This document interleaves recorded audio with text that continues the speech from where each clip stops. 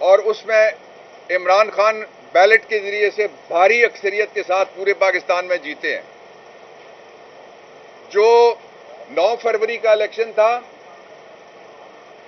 उसमें नवाज शरीफ बुलेट के जोर पर जीतने की कोशिश कर रहे हैं अभी तक।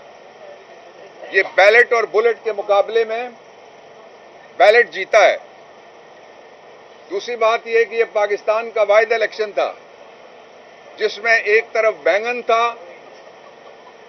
और दूसरी तरफ $1 बिलियन मैन था, जिसको इंग्लैंड में 2 साल सुलाने के बाद लंदन प्लान के जरिए वापस आने के लिए उम्मीद पाकिस्तान कहा गया। ये बड़ा जुल्म है और वैसा ही जुल्म है जैसा जुल्म ईस्ट पाकिस्तान के इलेक्शन में 1970 के अंदर हुआ था कि जो यूथ है पाकिस्तान की, उन्होंने, और 14 करोड़ तकरीबन लोगों ने वोट दिया है, 14 करोड़ लोगों ने फैसला दिया है, 14 करोड़ लोगों की राय 1400 से भी कम लोग बैठ के कैसे बदल सकते हैं और उसको किस तरह से सब्स्टिट्यूट कर सकते हैं अपनी सियासी जरूरत और मुस्बत नताइज का नाम देके। पाकिस्तान तहरीक इंसाफ ने पूरे पाकिस्तान में से जितने भी सबूत इकट्ठे हुए हैं उनमें हम वाज़े बरतरी के साथ हैं 179 सीट्स के ऊपर नेशनल असेंबली में। और इसलिए ये पाकिस्तान के लोगों की इज्जत का, दस्तूर की तौकीर का सवाल है कि जो मेजॉरिटी पार्टी है उसको, जिसको इलेक्शन में सिलेक्ट किया गया है और लोगों की ये सिलेक्शन है, ये 8 फरवरी के इलेक्शन के जरिए से हुई है, लेकिन 9 फरवरी वाला नतीजा जो है उसको हम मुस्तरद करते हैं, वो किसी सूरत में भी नहीं मानेंगे। उसको सारी दुनिया ने मुस्तरद कर दिया है, ऑस्ट्रेलिया ने उसको मुस्तरद किया है, उसकी क्रेडिबिलिटी को। यूके ने, जहां से लंदन प्लान आया था, उन्होंने उसकी क्रेडिबिलिटी को मुस्तरद किया है। अमेरिका, जहां से डोनाल्ड लू बोला था रिजीम चेंज के लिए, उन्होंने भी हाथ उठा लिए, उन्होंने भी मुस्तरद कर लिए। दुनिया का कोई ऐसा इदारा, कोई ऐसा काबिल जिक्र जमहूरी मुआशरा नहीं है जिसने इसको मुस्तरद ना किया। पाकिस्तान की कौम ने पहले ही मुस्तरद कर दिया है। बैंगन जीता है, $1 बिलियन मैन हारा है, ये नतीजा तस्लीम किया जाए। 2 लोगों ने, एक अपने हल्के में लुंड साहब ने कहा और दूसरा मुफ्ती किफायत साहब ने कहा, और उन्होंने दिलेरी का मुजाहरा किया, उनको मैं शाबाश देना चाहता हूं। ये जमहूरी स्पिरिट यही है। लेकिन अगर पाकिस्तान तहरीक इंसाफ को उसका लेजिटिमेट राइट उससे महरूम किया गया तो ये ना इस्तेकाम आएगा, ना जमहूरियत आएगी, ना आईन आएगा, ना अमनो अमान आएगा। इसलिए कि लोगों के दिलों में इस वक्त शदीद किस्म की बेचैनी है जिसको पाकिस्तान तहरीक इंसाफ चैनलाइज कर रही है। आज का जो आपने देखा, अभी तक का जो भी इलेक्शन है रुका हुआ, उसमें पूरा जोर लगाया जा रहा है किसी तरीके से फज फिगर करके उसको रिग किया जाए, लेकिन वो कोशिश कामयाब नहीं हो सक रही है इनकी। दूसरी बात मैं ये कहना चाहता हूं कि फौरी तौर पे जो मेजॉरिटी पार्टी है, अभी हमारे 1 करोड़ से ज्यादा वोट हैं। जिस दिन भी नतीजा सही वाला ये निकलना है, आज नहीं तो कल निकलना है, निकलेगा तो आप देखेंगे 60 लाख के तो बरतरी मान रहे हैं लोग कि हमारी बाकी सारी पार्टियों के ऊपर है। जो नियरेस्ट हमारा $1 बिलियन मैन आया था उसको बैंगन ने 60,000 से हरा दिया, 60 लाख से 6 मिलियन से हरा दिया है। इसलिए मैं 3 मुतालबात सामने रखना चाहता हूं। पहला ये कि हमारा लेजिटिमेट राइट है, हमें हुकूमत बनाने दी जाए केपी में, पंजाब में और मरकज में। दूसरा ये कि फौरी तौर पे इमरान खान को रिहा किया जाए ताकि मेजॉरिटी पार्टी का लीडर वो सामने आ सके और वो कौम को बताएगा कि ये मेरा एजेंडा है। 2 सालों में मशरकी पाकिस्तान में भी 1968 से 70 तक मजालिम करके मुस्बत नताइज हासिल नहीं कर सके थे हम, बदकिस्मती के साथ।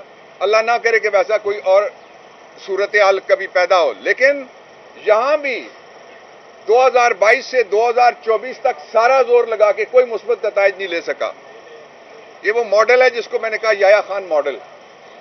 दूसरा मुतालबा, इमरान खान की रिहाई के साथ साथ फौरी तौर पे सदर अपना पार्डन का राइट इस्तेमाल करें। और मैं सदर साहब से दरखास्त करना चाहता हूं, आपके जितने भी हफ्ते और हैं आप तारीख लिखें। इलेक्शन कमीशन से मैं कहना चाहता हूं कि आपके जितने भी महीने और हैं आप तारीख लिखें, इसलिए कि 1970 का जो इलेक्शन कमीशन था वो स्याह दाग को छोड़ के गया, सान्याय बंगाल छोड़ के गया, सकूते ढाका छोड़ के गया। इसलिए जो नवाज शरीफ है वोट की बेइज्जती के जरिए से उसको ना सरकार मिलेगी, ना दरबार मिलेगा, ना इज्जत मिलेगी।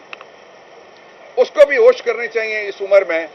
ये 1984 नहीं है जब नामजदगी चल सकती है, ये 1985 नहीं है जब नॉन पार्टी बेसिस पे ऊपर इलेक्शन हुआ है। ये वो मुल्क है जिसमें तकरीबन 70% बच्चे हैं। इन बच्चों के हाथों से वो पर्ची जो अबाबील की तरह तुम पे गिरी है और अबरा के हाथी की तरह परखचे उड़ गए तुम्हारी पूरी पार्टी के, उसको तस्लीम करो। ये तारीख का सबक है, इसको मानो। और दो बातें मैं और कहना चाहता हूं कि अगर कोई मुझसे पूछे तो आइन से फौरी तौर पे सुओ मोटो नोटिस का इख्तियार वो वापस ले लेना चाहिए, आइन में तब्दीली कर देना चाहिए। इससे बड़े भी कोई जुल्म हो सकते हैं। शांगला में कितने लोग शहीद हुए आपने देखा, कितने लोगों की सर पटोल हुई आपने देखा। सर्विस ऑफ पाकिस्तान की वो बेइज्जती हुई है जिसका हिसाब नहीं। आरओ कहां से था? सर्विस ऑफ पाकिस्तान से था। डीपीओ कहां से था? सर्विस ऑफ पाकिस्तान से था। लोग इस्तीफे दे रहे हैं, लोग इस्तीफे की वजूहात लिख रहे हैं। वो कहते हैं 35 साल में हमने ये नहीं देखा जो 3 दिनों में हमारे ऊपर गुजरी है। और मैं जो डीपीओ के साथ हुआ डीजी खान में, उसकी तस्वीरें आप तस्वीरें देख लें किसने किसके साथ क्या किया। मैं पुलिस को कहना चाहता हूं, हम आपको कहते रहे, इमरान खान भी आपको कहते रहे कि सरकार के कहने के ऊपर जुल्म ना करो। ये जुल्म का अफरीत अब दरवाजा तोड़ के तुम्हारे कमरे में भी, डीपीओ के कमरे में भी घुस गया है। ये इंतहाई काबिल मुजम्मत है कि सर्विस स्ट्रक्चर को बर्बाद किया जा रहा है, जमहूरियत को बर्बाद किया जा रहा है, कॉन्स्टिट्यूशन को भी बर्बाद किया जा रहा है। लेकिन हमारा पुरअमन एहतजाज, हमारी पुरअमन जिद्दोजहद 3 नुकात तक जारी रहेगी जब तक ये सही नतीजा सामने नहीं आता, नंबर 1।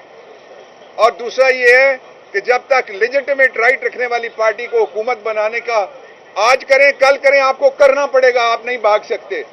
ये नहीं कि हमारा मुतालबा पूरा होता। और तीसरा ये है कि इस कौम का फैसला है कि हम हकीकी तौर पे आज़ाद हैं, आज़ादी के ऊपर कोई कंप्रोमाइज नहीं होगा। इमरान खान ने अपने रिसेंट मैसेज में जो कल हमने सुनाया कोर कमेटी के इजलास में, उन्होंने कहा है कि मुझे कुछ भी हो जाए, मैं अवाम के इस मैंडेट से किसी को ना भागने दूंगा और ना ही किसी कीमत के ऊपर मैं इससे पीछे हटूंगा। इसलिए जो बाकी खबरें चलती हैं उन पे तवज्जो मत दें। वो पूरे कद से, पूरे हौसले से, पूरे अज़्म से और पूरी दयानतदारी और ईमानदारी के साथ आपके लिए खड़ा है। बाबरवाल साहब, आप बताएं 9 मई में और 9 फरवरी में कितना फर्क है? जो 7 मार्च 1970 है उसकी तारीख 9 फरवरी 2040 है। कुछ भी नहीं बदला, वही हालात हैं फकीरों के और दिन फिरे हैं फकत वजीरों के। आप बगैर बल्ले के ट्रिपल सेंचुरी को किस तरह देखते हैं?